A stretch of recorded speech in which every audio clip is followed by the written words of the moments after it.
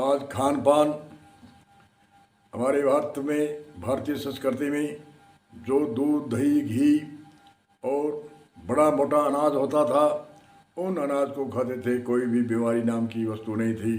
कई डॉक्टर जो धंतर वैद्य और चरक ऋषि, बागवट ऋषि आदि आदि ने हमारे 72,000 भांति प्रकार की नाड़ियाँ हैं शरीर के अंदर। जितनी नाड़ियाँ हैं उतनी भांति की बीमारी लिखी और बीमारी के इलाज भी लिखी। परंतु इतिहास, आयुर्वेद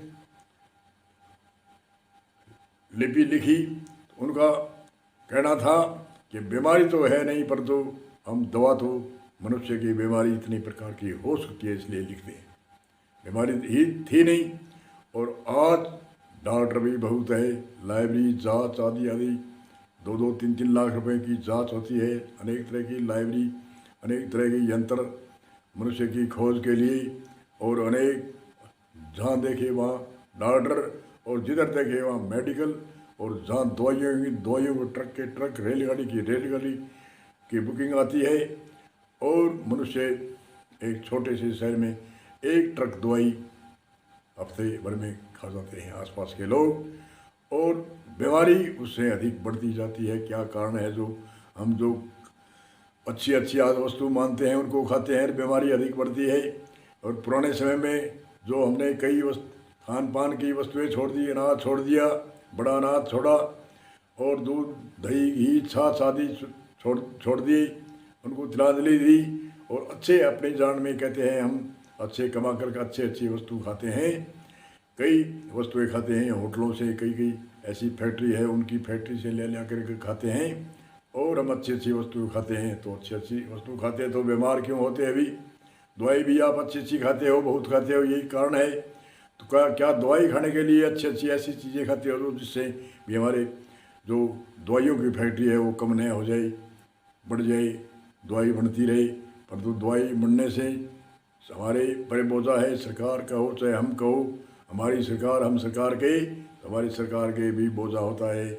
और हम कहते हैं कि हमें इतने लाख रुपए बीमार होने पर सरकार को देना चाहिए। तो हम ऐसे संकल्प करें, आत्मनिर्भर करें कि हम बीमार हुए ही नहीं, सरकार का पैसा लगे भी नहीं, ऐसी भावना करें। तो सभी पूरे भारत के अंदर ऐसी संकल्प करते हैं, अच्छा खान पान खाएंगे। जो आज से 200-250 वर्ष या 100 वर्ष पहले खाते थे तो बीमार नहीं होंगे। तो क्यों तो हमें पैसा लेना होगा, और क्यों वहाँ बेडों में सड़ना है? क्या कोई बीमारी का इलाज करने में कोई अच्छा कार्य नहीं होता? उसमें बहुत तकलीफ होती है, कई परिवार के सदस्यों में तकलीफ होती है, रोगी को तकलीफ तो होती है। इसलिए हम पहले से सावधान होकर के हमें खान पान का ध्यान रखना है, पहनाव का ध्यान रखना है। पहनाव से ही कई बीमारियां होती है और कई मिटती है। जैसे आज काले वस्त्र से हमारे सूर्य का प्रकाश नहीं लगता, अंदर कोशिका में जो विटामिन डी आदि मिलती है सूर्य का प्रकाश से सबको शरीर को मिलता है। पहला जो तत्व है जो सूर्य से मिलता है, उस तत्व को हम काले वस्त्र पहन करके ही उसको बंद कर देते हैं। काले वस्त्र पहले जो कोई अपराधी होता था और बार बार अपराध करता था, उग्रवाद से भी चटपट के उग्रवादी होता था, उनके काला मुँह करते थे, और काला मुँह करके और गधे पर चढ़ा करके गांव में या शहर में घुमाते थे। उस टाइम में तो काले वस्त्र का इतना निषेध था। और आज या कोई किसी की बड़ी अपराध गलतियां हो गई, उसको देश निकाला देते थे, उसको काले वस्त्र पहनाते थे, या कोई फांसी अपराधी को देते थे काले वस्त्र से। और जो कोई नेता के या कोई किसी का प्रदर्शन करते हैं तो काले वस्त्र होते थे, अभी भी है। तो इसलिए काले वस्त्र आजकल हजारों प्रकार के वस्त्रों के अलग अलग भांति के वस्त्र है, मुलायम टाइट जैसे भी पहनो। तो काले वस्त्र से आपके क्या कोई शरीर में कोई अस्तित्व में कोई फर्क पड़ता है? जो हमारे वास्तु कहता है, वास्तुशास्त्र कहता है काले वस्त्र निषेध है। और हमारे भारतीय संस्कृति की जो सभ्यता है, जो कानून है, जो मर्यादा है, वह भी काले वस्त्र का निषेध मानते हैं। और हमारे राष्ट्र भी काले वस्त्र का निषेध मानता है। राष्ट्र को काले वस्त्र या काले झंडे दिखाते हैं तो राष्ट्र का विरोध माना जाता है।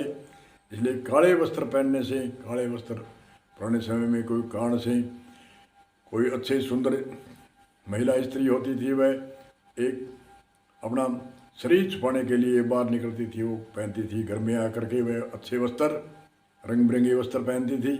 और यह एक रिवाज भी बन गई काले वस्त्रों की। काले वस्त्र हमारी भारतीय संस्कृति में या वास्तु के हिसाब से जो सूर्य का प्रकाश अंदर नहीं जाता हमारी बॉडी में, और बॉडी में प्रकाश नहीं जाएगा तो अनेक तरह की हमारी बीमारियां, जो मुख्य तत्व है विटामिन डी जो सूर्य का प्रकाश से हमारे शरीर को पूर्ति करता है, वह पूर्ति कम होने से हमारे कई बीमारियां पैदा होती है। इसलिए वस्त्रों का भी ध्यान रखना चाहिए। खान पान का जो ताज़ा भोजन बना के बड़े अनाज को भोजन बना के उनको खान पान खाना चाहिए। दूध ओरिजिनल, घी ओरिजिनल, और डुप्लीकेट घी या दूध है तो उससे तो कोई दो फल खा लेंगे वही अच्छा है, या उससे बढ़िया पानी पका करके, वो पानी अच्छा बरसात का या नहर का पानी अच्छा पका के खाएंगे तो दूध से अच्छा तो वो जल भी है। वैसे जो नकली दूध, नकली घी, उससे तो नकली से तो तिलों का तेल या कोई सरसों का तेल निकाल के खाए वो भी अच्छा है। तो कहने का अर्थ है जो हमारी मिक्सन होता है स्वास्थ्य के लिए, कोई मिक्सन करते हैं तो वजह से सरकार बड़ी सख्ताई बरतती है, फिर भी करते हैं तो उनसे सावधान रह करके अपने खान पान का ध्यान रखें, पहनाव का ध्यान रखें, और भारतीय संस्कृति सभ्यता, माता पिता बुजुर्ग और शासन का, और हमारी परिवार के शासन का, समाज के शासन का, समाज की मर्यादा का, आज का जो वर्तमान का जो नौजवान है वह अगर सावधान होगा तो आगे भावी पीढ़ी भी सावधान होगी। इसी सूत्र के साथ में हम विराम देते हैं। बोलो जय श्री राम, जय श्री राम।